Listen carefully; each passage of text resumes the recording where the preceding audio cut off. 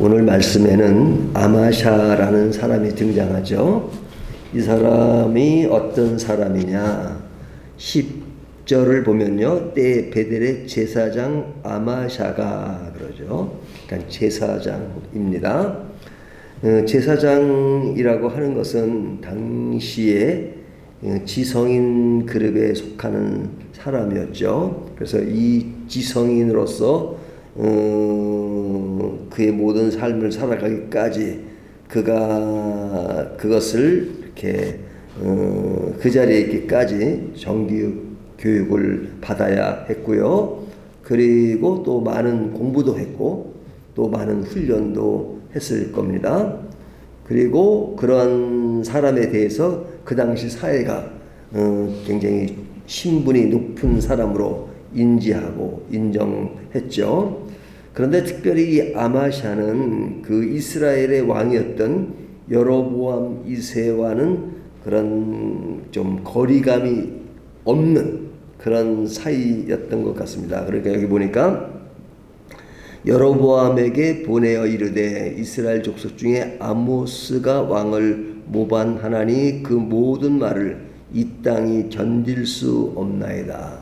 그러니까 아모스가 그 활동하는 것을 볼지 못하겠다고 하는 것을 왕에게 이야기합니다. 그러니까 그의 모습을 보면 잠깐이지만 사실은 제사장이라기보다는 정치에 관심이 많은 겁니다. 정치. 그러니까 이 꼭 정치하는 사람뿐 아니라 어떤 분야에도 보면 정치에 관심이 많은 사람들이 있죠. 그래서 이 교단에도 보면 목사들도 구분을 해요. 정치 목사 그래, 정치 목사. 정치 목사는 뭐 사회적인 정치가 아니라 그 교단 안의 정치. 그래서 뭐 요럴 때는 누구를 어떻게 하고 저렇게 하고 요럴 때는 이렇게 하고 하니까 그런 아주 박사예요. 헌법은 그냥 아주 교회 헌법은 아주 달달달 그냥 하죠. 그래서 뭐 이럴 때는 이렇게 빠져나가고 이럴 때는 이러고 맨날 그래서 그런 정치에만 그런 혈안이 되어 있는 그런 사람들이 있죠. 그래서 내가 신학교 강의할 때 늘 그 학생들에게 하는 말이 절대 정치 목사는 되지 마라. 사람 버린다. 그런 얘기를 하는데 이제 아마샤가 그런 사람입니다. 아마샤가 제사장이면 오늘 말하면 이제 목사 일이잖아요. 그냥 정치 목사예요. 정치 목사. 그러니까 늘 정치 목사는 누구와 가까이 지내요? 왕이랑 가까이 지내고 그 다음에 이제 정치하는 사람들과 가까이 지내는 거죠. 그러니까 그 왕에게 지금 무슨 이야기를 하냐면 그 아모스가 지금 왕을 모반한다 이렇게 이야기를 하죠. 10절에 보면 이르되 이스라엘 족속 중에 아모스가 왕을 모반하나니 그 모든 말을 이 땅이 견딜 수 없나이다. 그 하는 말은 진짜 못 들어주겠다는 거죠. 못 들어주겠다. 근데 그가 하는 말은 하나님의 말씀을 전하는 것인데 그거 못 들어주겠다는 것이죠. 그러니까 정치에 관심 있는 사람은 늘 정치에 관심이 있어요. 뭐 누가 어떻게 되고 이렇게 왔다 갔다 늘 얘기에 포커스가 거기 되잖아요. 그러니까 그 아모스의 말을 들을 수가 없죠. 그래서 그 모반의 내용은 왕을 죽일 것이고 이스라엘은 잡힐 것이라고 한다. 그래서 이 말은 사실이죠. 그러니까 아모스가 그렇게 예언한 이야기입니다.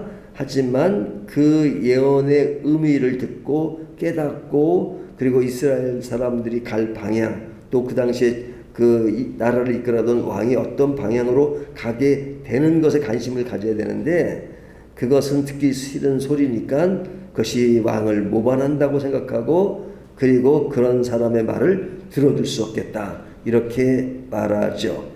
그러면서 이제 한 단계 더 나아가서는 그런 사람은 역할을 하지 못하도록 해야 된다. 선지자 일을 못하도록 해야 한다. 해서 이제 아모스에게 직접 얘기하는 것이 13절이잖아요. 13절. 13절 다시는 베델에서 예언하지 말라. 이는 왕의 성소요 나라의 궁궐임이니라 하면서 이제 그 다음 단계 이야기가 되는데 이스라엘에서 예언하지 말라. 그 예언하지 말아야 할 근거는 뭐냐? 그의 모든 시선은 왕에게 쏠려 있는 겁니다. 왕에게. 그러니까 왕에게 쏠려 있는데 왕을 좋게 얘기하는 것이 아니라 나쁘게 얘기하고, 그러니까 너는 유다 사람이니까 유다에 가서나 그 일을 하고 거기서 먹으면서 그 예언, 그 네가 살고 있는 네 고향 땅에 가서 해라.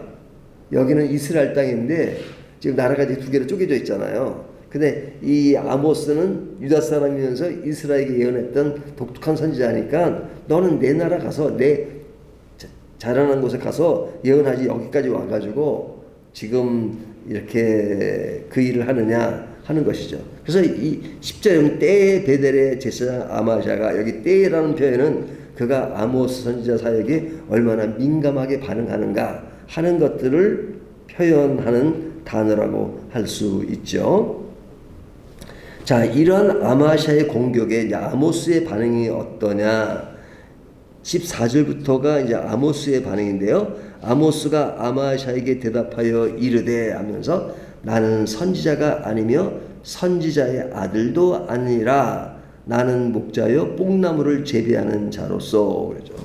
선지자가 아니며, 선지자가 아닌 건 아니죠. 우리는 그 아모스라는 그 선지서의 한 부분으로 우리가 이해하고 있잖아요. 하지만 본인은 나는 선지자가 아니다 이렇게 말하는 겁니다. 그러니까 이 선지자가 아니라는 말은 선지자로서의 정규 교육을 받지 않았다는 겁니다.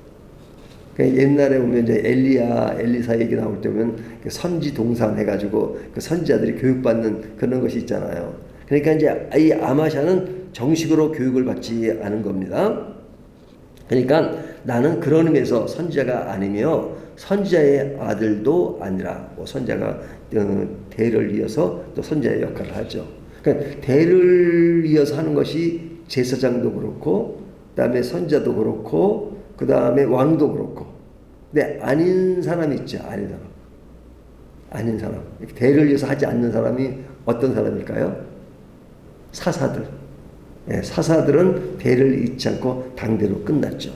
그러니까 여기는 뭐 집안의 그런 그 선지자로서 역할이 이어지는 것도 아니고 교육도 못 받았고 하니까 나는 선지자가 아니고 나는 목자여 뽕나무를 재배하는 자로서, 그러니까 자기가 하는 일은 양치는 일과 뽕나무를 재배하는 일이었다 이렇게 고백을 합니다. 그러나 자기가 그런 위치에 있음에도 불구하고 하나님이 나에게 오셔서 예언하라고 하시니까 예언하는 것이다. 그러니까 강조점이 어디예요? 그러니까 이게 아마사와 그 아모스의 그런 아주 이렇게 얘기를 들어보면 아주 그냥 전혀 다른 분위기가 있습니다. 이 아마샤는 모든 시선이 지금 왕에게 집중되어 있어요. 왕을 위해서 하고 또 왕을 배려하고 그 왕의 입장에서 생각하고 그리고 왕의 입장에서 반대되면 반대하고 이런 거잖아요. 근데 아모스는 지금 어디에 집중되어 있어요? 오직 하나님께 집중되어 있죠. 하나님. 그냥 나는 뭐 선지자로서의 어떤 자격이 없는 사람이지만 하나님이 하라고 하신다. 그러니까 내가 선지자로서 한다기보다는 하나님이 하라고 하시는 것이니까 하지, 나는 원래 목자고 뽕나무를 재배하는 사람이다. 이렇게 말하는 겁니다. 그러면서 이전 그 아마사에게 예언하는 내용이 이제 뒤에 17절에 나오는데요. 그 내용을 보면 끔찍하죠. 여호와께서 이와 같이 말씀하시기를 내 아내는 성읍 가운데서 창녀가 될 것이요 내 자녀들은 칼에 엎드려지며 내 땅은 측량하여 나누어질 것이며 너는 더러운 땅에서 죽을 것이며 이스라엘은 반드시 사로잡혀 그의 땅에 떠나리라 하셨느니라. 그러니까 이 아모스가 하나님의 예언을 하는 것이고 그 예언을 지금 그냥 바로 그 아마샤에게 하고 있잖아요. 근데 뒤에 보면 이스라엘은 반드시 사로잡혀 그의 땅에서 떠나리라 하셨느니라.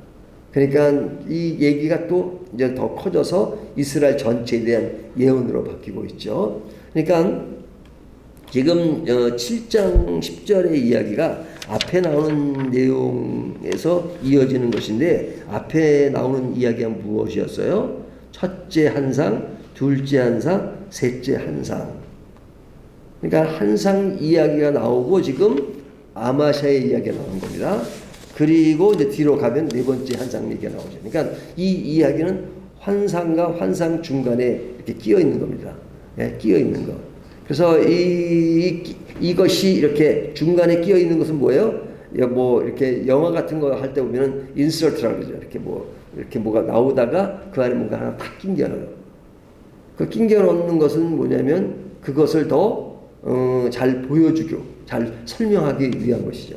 이것도 마찬가지입니다. 지금 그 세 번째 한상 이야기가 나오고 나서 아마샤의 이야기가 나오는 것은 그 이야기의 실제적인 샘플을 보여주는 겁니다. 그러니까 이스라엘 백성들이 결국은 그 아수르에게 망하게 되잖아요. 그냥 떠날 것이다. 근데 그 예를 그 당시 사람들이 그런 화를 당할 수밖에 없는 그 실제적인 모습을 누구에게서 보여주느냐? 아마샤에게서 보여주는 거예요. 근데 그 사람은 제사장이란 말이죠. 그러니까 제사장이면 신앙적으로 모든 것을 제일 잘 해야 될 사람인데 하는 행동이나 그 사역의 형태를 보면 완전히 하나님과 거리가 먼. 그렇지만 그 일을 하니까 하나님의 일을 한다고 하지만 실제는 하나님의 일을 하는 것이 아니라 전혀 다른. 그래서 그의 그 표현 속에는 하나님이란 단어가 등장하지 않고, 그러나 아모스에게는 하나님의 얘기로 가득 찬 것을 볼 수 있죠. 뭐 두 사람 다 강하긴 다 강해요. 예? 그 아모스도 굉장히 강한 얘기를 하잖아요. 내 아내가 창녀가 될 것이고 너는 죽을 것이고 내 자녀도 죽을 것이다 하는 것이죠. 그래서 그런 어떤 강함 자체는 서로 공통점이지만 이 두 사람의 결정적인 차이는 뭐냐? 조금 전에 말씀드린 것처럼 아마샤의 모든 시선은 자신과 왕에게 쏠려 있습니다. 여기에는 누가 계시지 않는 거예요? 하나님이 계시지 않은 것이죠.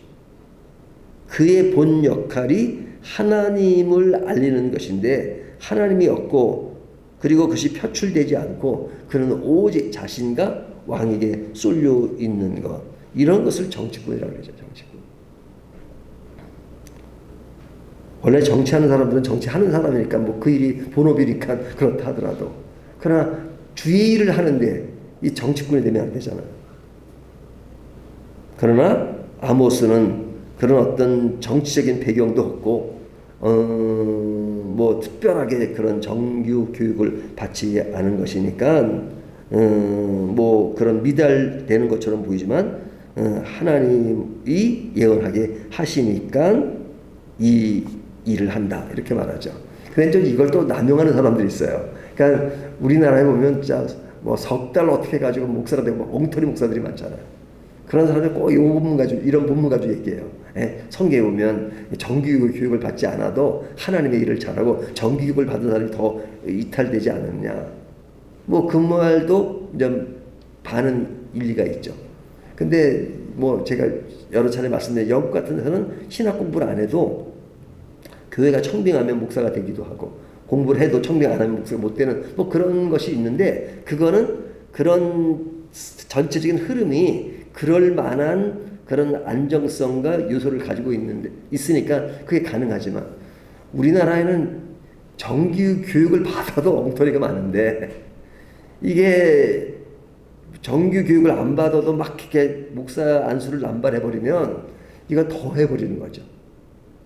그러니까 정규교육을 강조할 수밖에 없는 상황인데 지금 오늘 본문 말씀은 강조점은 뭐 정규교육이나 아니냐를 떠나서 중요한 것은 그의 모든 사역과 삶의 방향이 누굴 향해 있느냐, 하나님을 향해 있어야 되는 것이죠. 그래서 예수님은 그런 표현을 뭐라 그러죠? 싹군 목자, 싹군 목자.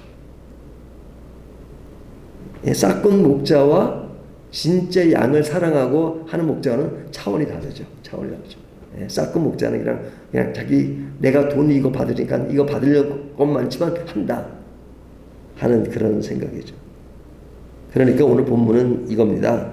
가짜와 진짜를 분별하는 시금석이 뭐냐? 그것은 어디를 향해 있느냐 하는 것이죠. 뭐 어디를 향해 있다는 것이 뭐 100% 0% 그러겠어요. 제가 늘 강조하지만 51%와 49%의 차이가 진짜냐 가짜냐를 그 판가름하는 기준이 될 때도 참 많습니다. 그렇기 때문에 우리의 신앙이 어디로 기울어지고 있느냐, 하나님을 향한 것이 신앙인데 모든 시선이 내가 주인이 되고 내가 주체가 되면 자꾸만 이렇게 하나님과 거리가 멀어지는 것이죠. 오늘 이 말씀을 가지고 나의 신앙의 진짜와 가짜를 분별하는 그 기준은 무엇인가 하는 것을 다시 한번 점검하는 저와 여러분이 되시기를 주님의 이름으로 축원합니다.